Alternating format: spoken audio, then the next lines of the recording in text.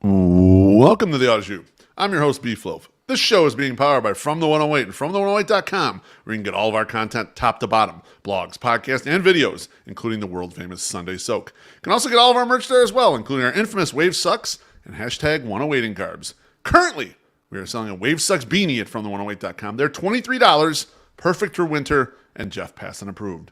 This show is powered by you, the loyal 108 supporter. Please subscribe to our YouTube channel. Feel free to tickle the undercarriage in the process. Like, comment, turn on notifications, and most definitely super chat, because that's how we get paid. And that's how we make the content you know and love. Tonight's guest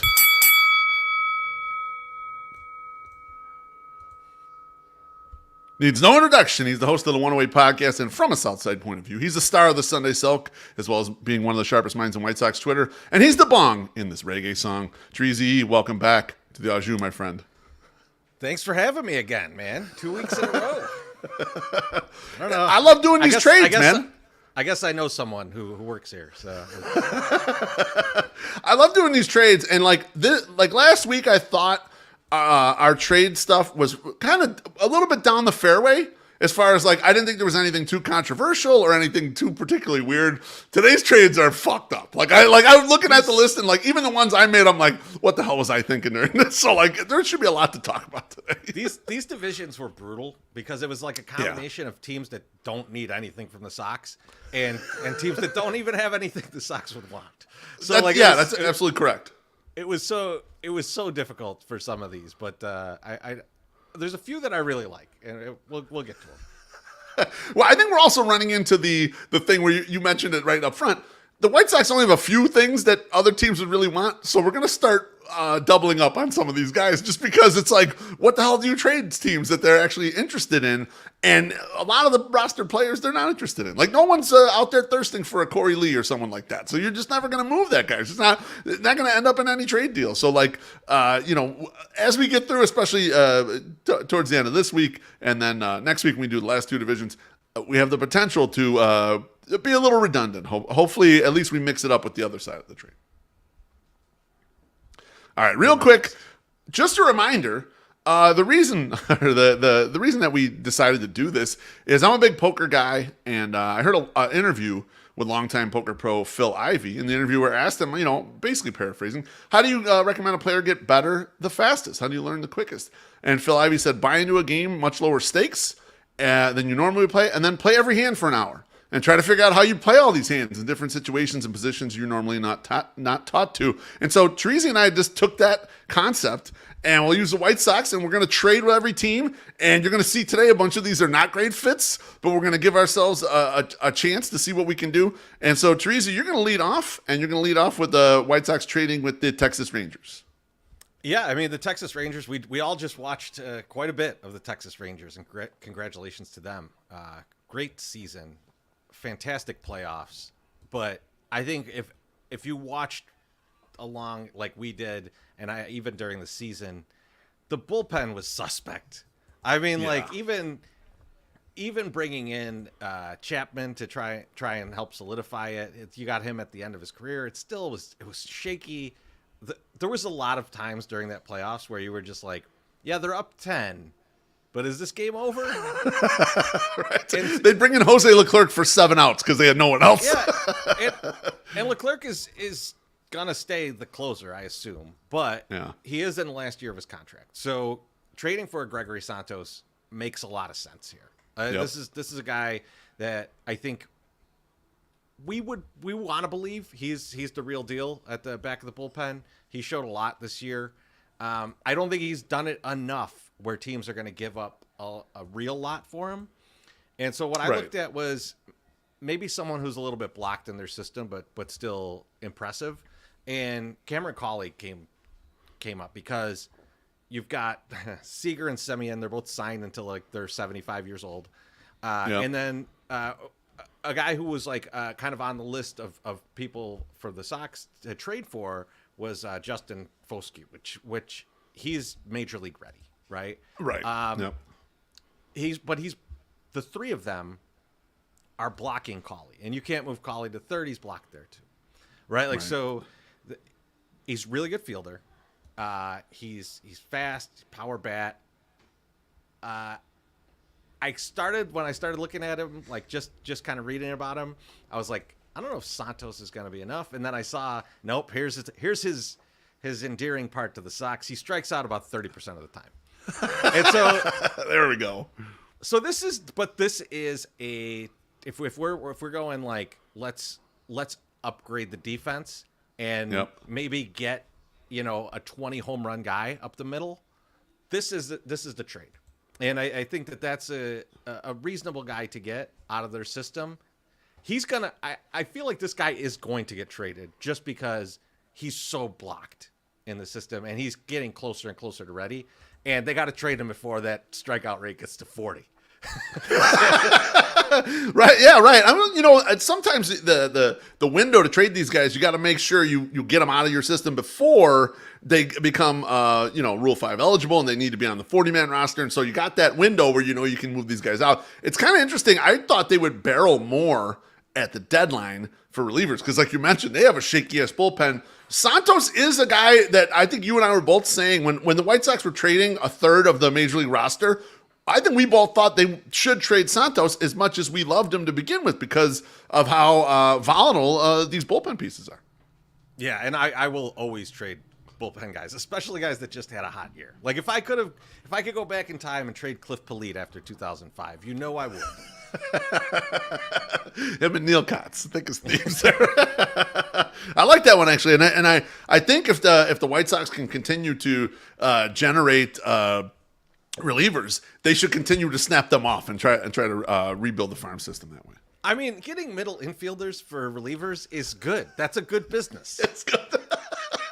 It's a business we want to be in. All right, I'm up next with the Los Angeles Angels of Anaheim. This is like the biggest piece of shit trade ever. I'm sending Kevin Sheets to the Angels for Jo Adell. Okay, Jo Adell is out of options. He's been horrible as a major leaguer, former top prospect. He can glove it a little bit in the corner outfield, which is why I would take this gamble one shot. Kevin Sheets is not rosterable for the White Sox. They just can't use him. The Angels might be able to use Gavin Sheets, and the reason why they might be able to use him is because left-handed power plays much better in that ballpark. That ballpark is absolutely built for left-handed power. They managed to shake off that pesky DH that they used to have, Ohtani. So there is some room for like a first base DH at bats there. I know they have a recent top prospect that is a first baseman there. So this is like crap for crap. Neither of these guys are really rosterable at all, but I thought let's take a shot because we could stick a guy in right field and here's your 2-month audition. And if you still strike out 40% of the time, we're no worse off than when we had Oscar Colas there. So I think you flip bad for bad right here. Beef, there's a part of me that thinks that this actually happens, but the way it happens is both of them get cut and we just happen to each pick up. Just pick up. Yeah, I was going to say, I don't really want Jo Adell. I don't know. No one really wants Jo Adell. And he's out of options, so I have a feeling he's he's going to be playing overseas or something like that. I don't really think anyone's going to sign him. But Sheets is not rosterable for the White Sox for sure. And he does have one minor league option. So, like, if you wanted to take a gamble on, okay, here's lefty guy, big, strong guy that didn't hit for any power last year, here's your one chance to do it. I told Chorizy before we came on, I wanted to just do one garbage for garbage. These sometimes happen. Sometimes the waiver bait goes in each direction. And so this is one I might give a shot to. I have zero faith Jo Adell would stick on the roster, but I'd be willing to try it. I did want to just try to do a get Trout and Rendon together and just take on the $70 million, but I kind of feel like Jerry might not do that. So we didn't do that. A lot of comments saying loving this trade or hating it, saying no way it happens. It's bad for bad. All right, next up, Chorizy, you have the Astros. So I looked at the Astros and I thought they don't need anything we have. They're just like you look at where they might be a little deficient, and we just really don't have much. But everybody always wants starting pitching, and yep. I think Dylan Cease is an interesting case because you don't really know exactly what you're going to get from Dylan Cease. Like, Dylan Cease could be the ace of a staff, or he could be like a middle of the rotation guy that just takes the ball every day and gets you close to 200 strikeouts, right? Yep. Which is a valuable thing. So I figure, okay, we could do this. So I looked at the Astros minor leagues, and like they've run it pretty barren, right? But they've got they've turned those guys into major league talent, and that's it. That's kind of where they're at. Yeah. With Matthews and Gomez though, they have like two high risk, high reward guys. Like these guys are either going to be very good major leaguers or not major leaguers. And so I think that's the type of risk you might want to take if you're going to get rid of a Dylan Cease. You got to kind of shoot the moon on it and see, everything or nothing here. And then with Dombrowski, he's kind of like he's a middle to back of the rotation guy. But if he can figure out how to throw a little harder, kind of like what Davis Martin did, then his stuff might play at the top of a rotation. So he's less of a risk. He's a lower floor, but also probably a lower ceiling. So he's the kind of middle of the road guy. That guy that'll be the guy you're absolutely going to be able to use. But Gomez and Matthews may never make it to the pros. But they may be really good pros. Okay, so all right, so this is okay. So when I saw this trade, I thought the Dylan Cease you're trading is the bummy Dylan Cease that leads the league in walks. That's the guy who you trade there because for that return, you're just trading a real durable number 4 starter. But he still does kind of have the upside. When I was looking at that deal's totally fine if you add a headliner. Like you need Jeremy Pena or Yanni or Diaz or one guy as like a real piece in the front if you believe in Dylan Cease being good. So I kind of thought are you really? I'll take it. But that's what I'm asking. Are you laying back on the fact that you think that teams don't see Dylan Cease as Cy Cease from 2022? They see him more as hey, you're durable. Hey, you're going to throw a lot of strikeouts. But you're not an ace. You're not becoming an ace. And maybe we could do one simple trick. Because that trade actually looks a little bit like when they got Verlander.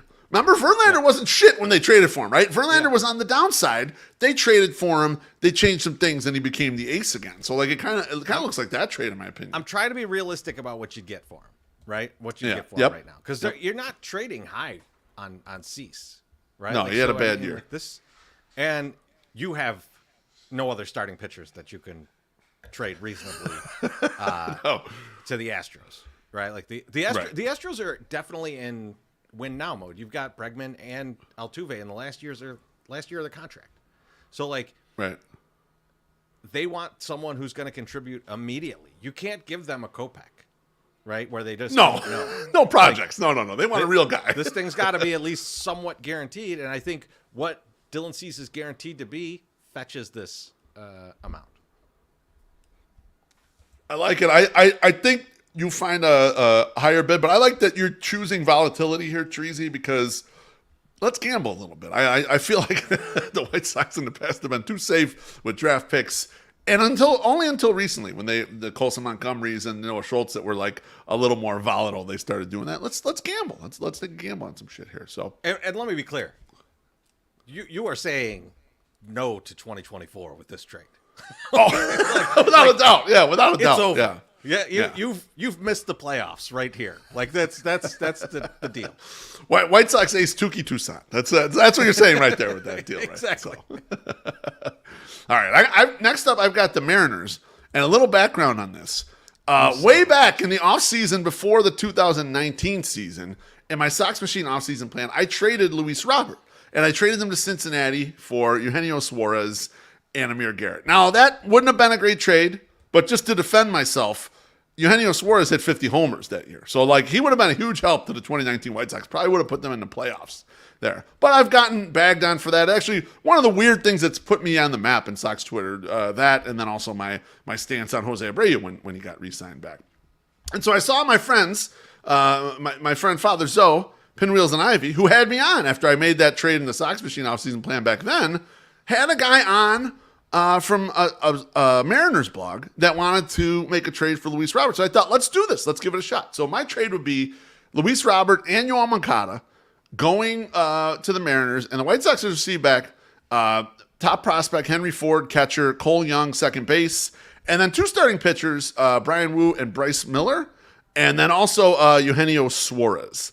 And so with the prospect pool here, Ford and Cole are both top 100 prospects right now. Bryce Miller is a recently graduated top 100 prospect. He actually made 20 plus starts last season on the big league club.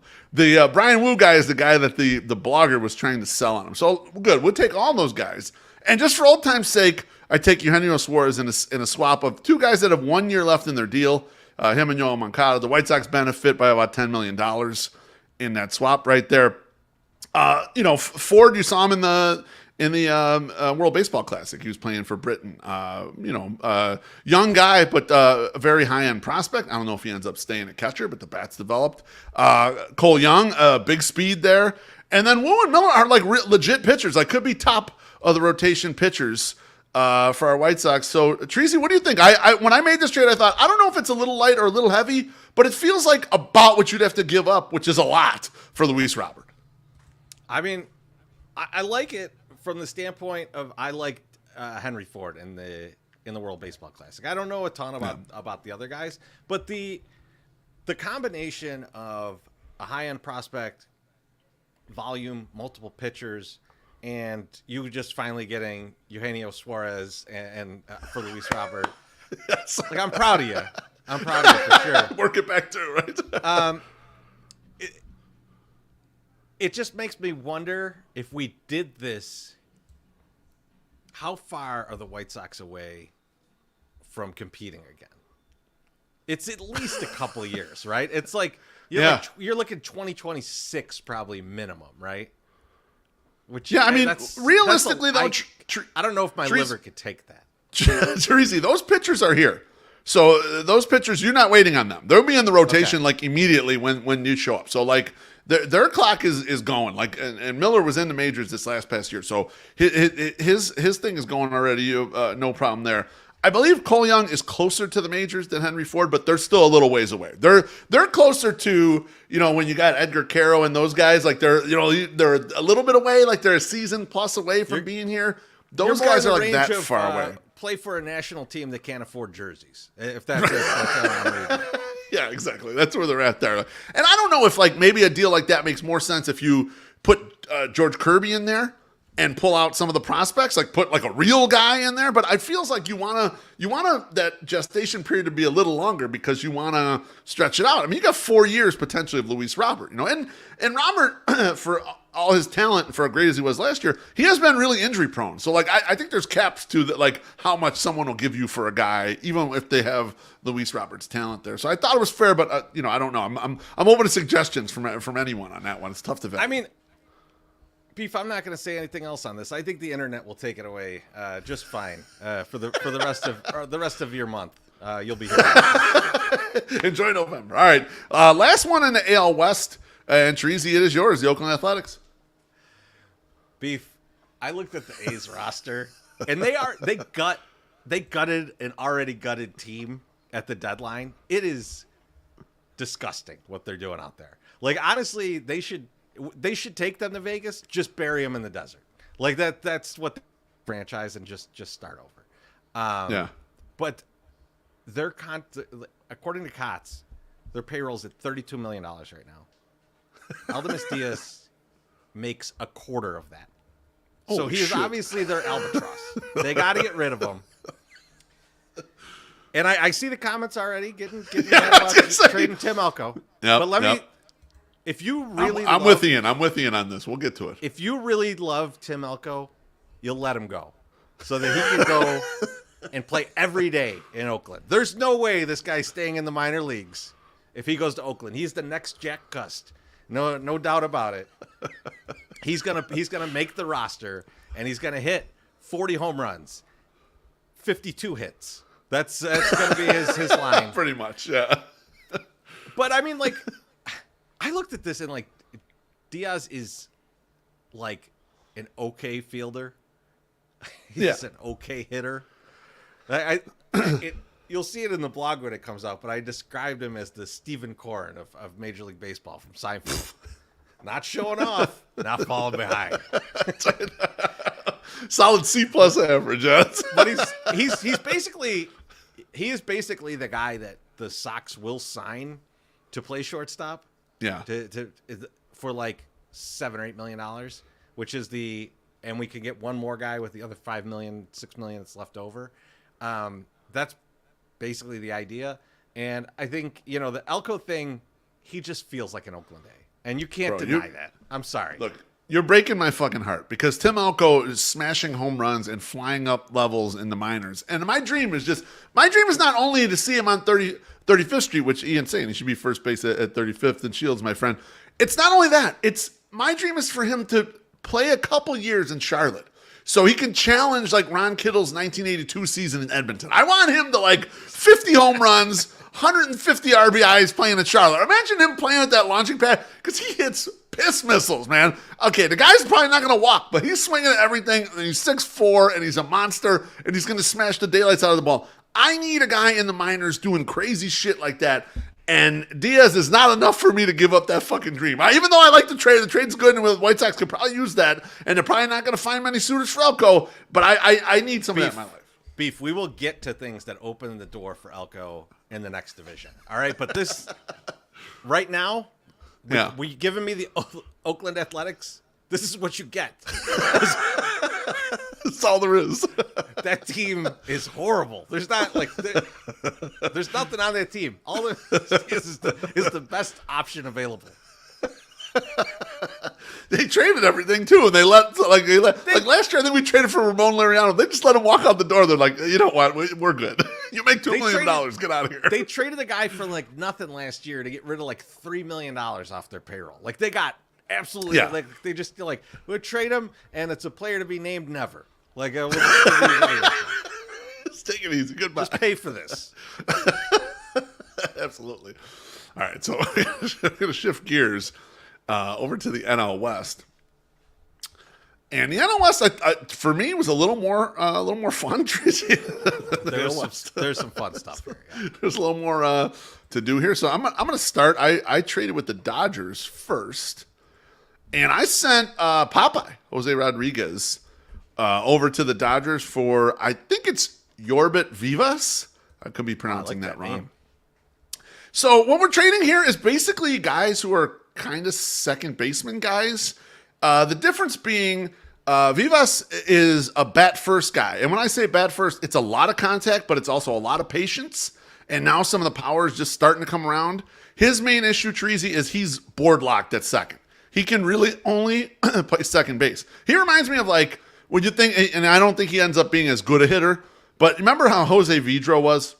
Yeah. Jose Vidro was a second baseman because they couldn't put him anywhere else. He had no arm, no nothing, and a lot of times he'd DH because it's just like, well, the bat's good. We're just going to put the bat in the lineup here. That's what Vivas, from what I'm reading in various places, basically is.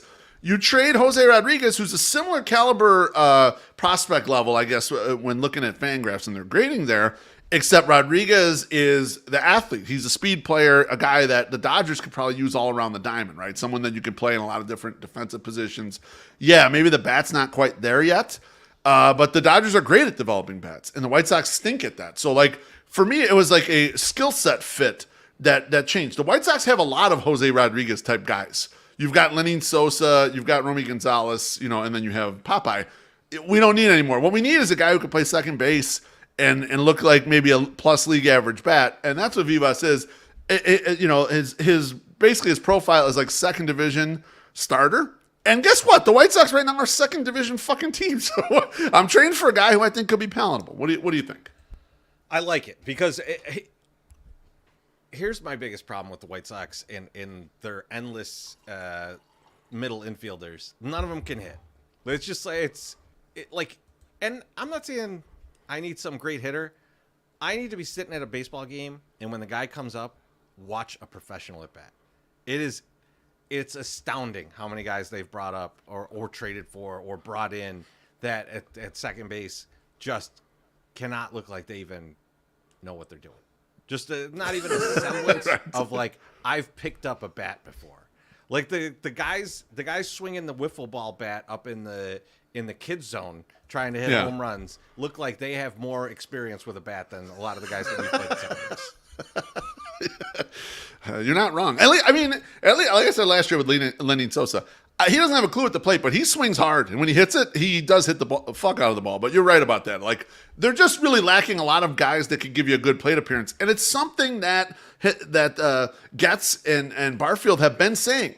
We need competitive plate appearances. We need good plate appearances. To me, this is like a no-brainer, and like a weird situation because the Dodgers really can't use a lot of our stuff. But what they do like is those shifty guys that can play a lot of different positions. And they tend to make them at least adequate at the plate so that they can use them. And so, like, Popeye would definitely fit that bill. All right. Next up, I'm going to let you do the Padres, my friend. Pour myself a drink here. And yeah. Oh, you might as well, because this is a banger. This is a banger trade right here. I like it. So, look, Beef, I thought about this maybe a month or two ago, and I thought, you know what, I don't really feel the Padres having the need to do this, although it makes some sense. I don't see them having the need. And then we found out that they invest similar to the Wilpons, and that they had to take out a loan at the end of last year, and now they're looking to cut payroll by like $40 million. So this starts to make more sense. Cronenworth is someone that is making more than you should pay someone to play first base. Yeah. Yep. And with Kim at second, and you still have Tatis playing the outfield. You probably want to keep Tatis in the outfield, but you don't have to because he could play second base. This is a guy who's kind of expendable. He's not been great, but for the Sox, he would be tremendous at second base. This would be the biggest upgrade we've had at second base in a long time. Yeah, it really would. So this is a guy that I really like, and I think you send Vaughn and Sosa over to get it done. Vaughn fills their first base spot, and he is a very capable hitter. We know this. We don't think that he's got the ceiling that a lot of other people do, but he's a capable hitter, first baseman, and he's cheap. Lenny Sosa can maybe move into second base when Kim's gone. Maybe not. We'll see. But I think overall, if the Padres are trying to cut a lot of payroll, and a guy like Cronenworth is a guy who doesn't really have a position there, and you're paying him a good amount of money for the next, I think, like 5 years. So I think this is something that I believe can happen. I don't know if everyone else does, but I would love it to happen. Yeah, I absolutely love a trade like that, and not just because of the Vaughn shit. I'm gonna get shit on because it's like, oh, Beef, you don't like Andrew Vaughn.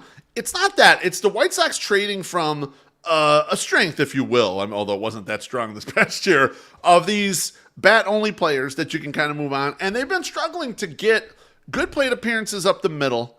Combined with Cronenworth's not a great defender, but he's a good enough defender at second. You're not worried about his glove. His glove is totally fine, like at second base. He's a plus outs above average guy. He's plus. Yeah, absolutely. He's a plus. He's a plus, but he's not a killer with the glove. He's like good enough hitter, good enough.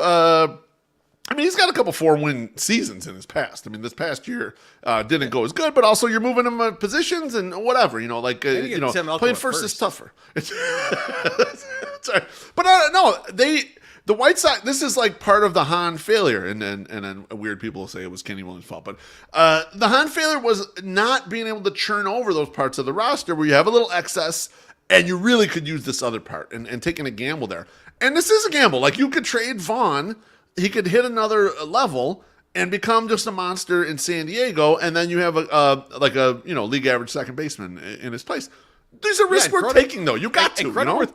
Cronenworth can decline too, right? Yeah. Like, if the bat continues to decline, then you got another Cesar Hernandez situation on your hands, right? Like, so it's not all upside for the Sox, but I think that this trade, which I didn't really think I could make happen maybe a month ago, feels like it could happen because of the money situation now. Obviously, they have bigger money things to deal with, but this is one that's like every little bit helps, though. A quick $5 million we're saving, and I mean, I don't know about you guys. I'll take $5 million any day. It's a quick $5 million, and it actually solves something for you, right? You had a guy playing out of position anyway, so like it does solve something for you. So I like the trade, and I hope that this GM front office regime is more open to making these types of deals. These remind me of the 2000s when Kenny Williams would be willing to flip roster pieces, sometimes terribly, sometimes great. So let's take some shots here. Next up is you again, Chorizy, and this is the Rockies. And this is far and away out of the ones we've done so far. The Rockies are the hardest team to trade with. Not even close. We've both spent like 6 hours trying to figure out a trade with this one. Yeah, and I think people are going to hate this one because giving up Jacob Gonzalez so quickly, but like the more I've heard about him, the more I've read, and I haven't seen the guy play, so I don't have a really good opinion on him right now, but this might be the most he's ever worth. So I think I'm sure others will disagree with that, but I've got a feeling about this that I'm a little uneasy, and I think we're trading for two guys that if you want to turn the defense around of your team immediately, if that's what Getz is going for, this trade doesn't. Brenton Doyle is worth like $1 billion defensive runs saved. He can't hit. No, he cannot hit at all. But incredible. Gold Glover. Just won the Gold Glove. Incredible glove out there. And you think about the what he's covering out in Colorado. Right? Like that's one of those things where it's like the opposite of like, oh, can this guy hit outside of Colorado? Can this guy field outside of Colorado? Absolutely. Right. He's got a gigantic space to cover and less oxygen. Yeah, he's pretty impressive. And then the hangovers here will be better. I mean, like Brendan, yeah, exactly. Brendan Rodgers is, he was out most of the season with a shoulder injury, but he came back at the end, and at the very end, the bat showed up again. So I think that there's something there for Rodgers where if he comes and plays second base, he's going to be he's improved his fielding quite a bit. He's going to be a really good second baseman. He's going to hit.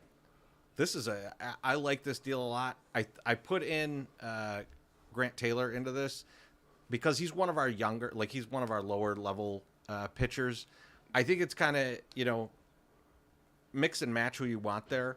Right. The idea about this is that the Rockies are years away, and that division is insanely tough.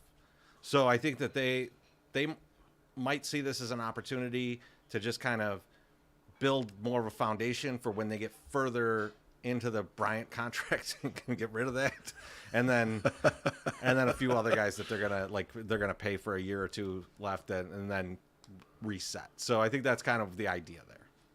I mean, I would do that deal just for Doyle, just with how good the defense is in center, and move Luis to right field, and then you got like a monster outfield.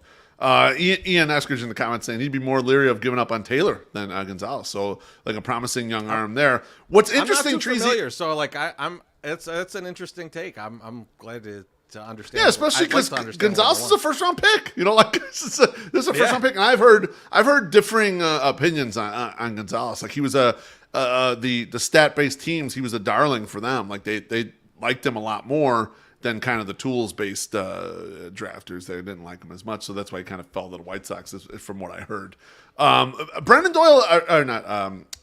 Rodgers is interesting because he's a guy who was a top prospect, never really fulfilled the promise, good enough defender. The bats never really come through. Like, you could get one of those seasons out of him, maybe figures it out or something like that. He is a guy who I low-key thought the White Sox should be looking at and see if they could unlock him for very little. Because you're right, Chorizy, they're so far away. Like, they're probably just more like, let's unlock the board and let someone else play. Like, instead of having this guy play, And like, if you look at that infield, they've signed McMahon for like 1 billion years. I'm not exactly sure why, but they did. And good defender at third, McMahon. Yeah.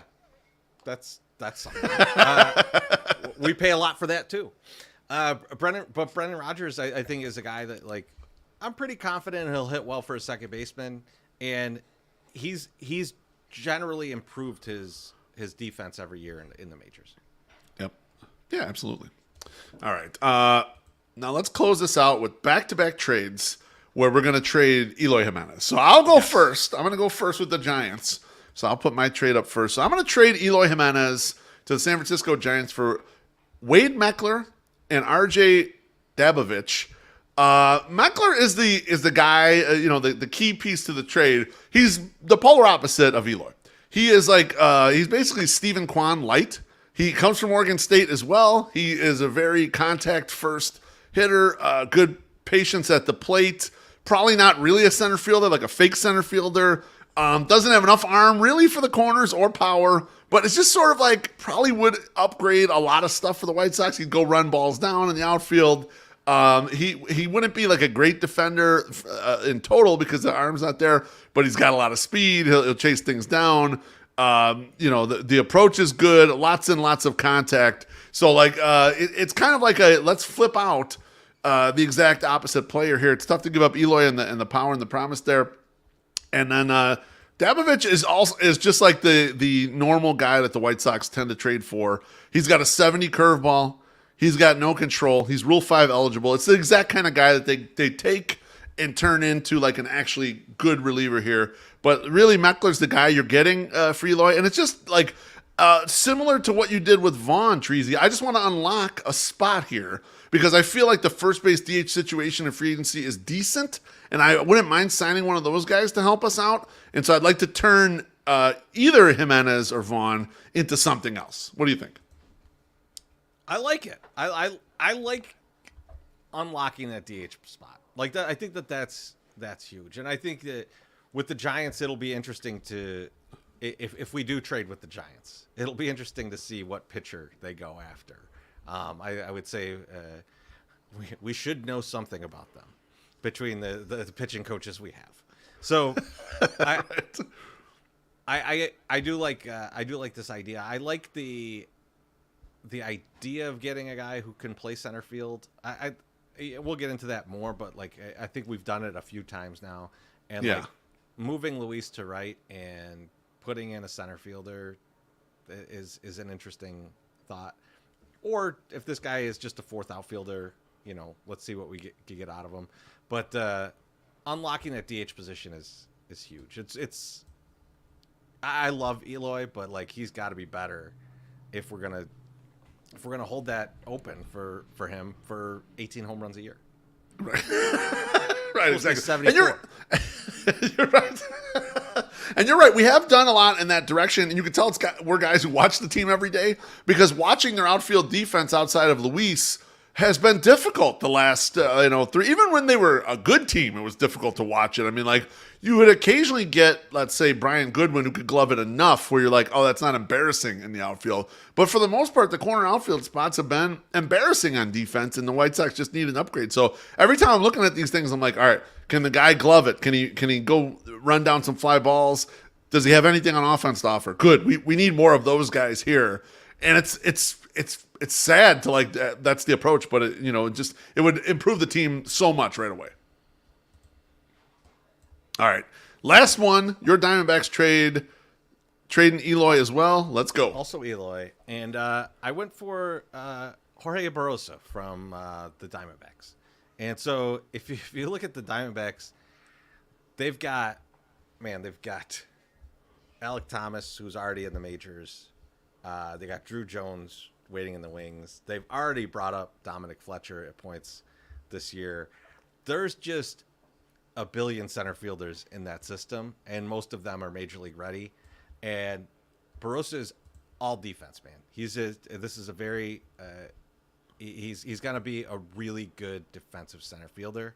He's really fast. If he gets on base, fantastic. He's not great at that, though. So I think it's an issue, huh? That's kind of the problem. And from the other side, we all just watched the Diamondbacks go to the World Series, and they got no thump in that lineup. They got Christian Walker and Kettle Marte a bit, but not a lot. Not a lot. When you're going like, we got to pull the bat off the bench, and it's Tommy Pham, that ain't it. Right. So right, exactly. Hopefully with the altitude being a little bit higher, you got Eloy there. Maybe you can lift a couple balls every now and then instead of hitting grounders, and you really unlock the home run power. I think it could be a fit to just let him get out there and hit, and for Barrosa, like again, he moves over Luis to right field. I think that's a tremendous defense. in the outfield. Even whoever you have in left field, we know who we got. Yeah, absolutely. And I like that Barossa, he's major league ready. It's like, okay, you make this deal, he's your starting center fielder. And it's like, oh, maybe you got to hit him ninth because the bat to ball is not there or whatever. But so what? You got a guy who's going to be starting right now. And so like that's kind of like, it's a good approach if you're gonna move Eloy. Put someone out there who we're gonna get a debut, someone we're gonna get a little run from and see, all right, is this a guy or not? And can we move on quickly? I think the White Sox failed a lot in the original rebuild with the optionality of having playing time and not using it well. They used too much of it on the Ryan Cordells of the world and trying to bring Charlie Tilson back 11 different times or whatever. And so like I would like to see them try to use a guy who should actually be playable in these spots. And yeah, maybe he's not an all-star, but maybe you get someone usable. So I love this idea of a trade, and I hope that the White Sox take a look at these things, especially with this division, Chorizy. We spent a lot of time moving some DH and first baseman places. I hope they take a good look at this shit. I kind of feel like this division wastes their DH more than most. It's interesting to me. Like there's, we look at for the Diamondbacks example. There's guys that can hit, but like you watch them in the World Series. Who are they pinch hitting? Who are they playing at power positions like third base? Right. Like it's like. You should have more if you're going to compete every year in that division. That division's insane. So, yeah, I think that they could do a lot with a guy like Eloy. Absolutely love it, Chorizy. Thank you for working on these trades with me. Every trade with every team, blogs, videos. This is our 4th year doing it. As I mentioned in the last video, we're the White Sox Twitter industry leader here. Remember, we're not trying to be right on the show. We're just trying to understand. Next week is the last show, and we're going to do NL Central and AL East to close this out. And I'm glad we saved those divisions for last because I was like, in my head quickly, I'm like, there could be some really fun stuff in here. I think Dylan Cease will probably go again because we maybe might go more than once in that set of divisions. It could be a really good time. Thanks to all the 108 family that was up in the YouTube comments. Appreciate you guys smashing the like button, comments. There were no drinks and tips today, so next time do a little better with that. But the comments were absolutely terrific. I love you guys. Take care, and we'll see you on Thursday night, 108 Podcast.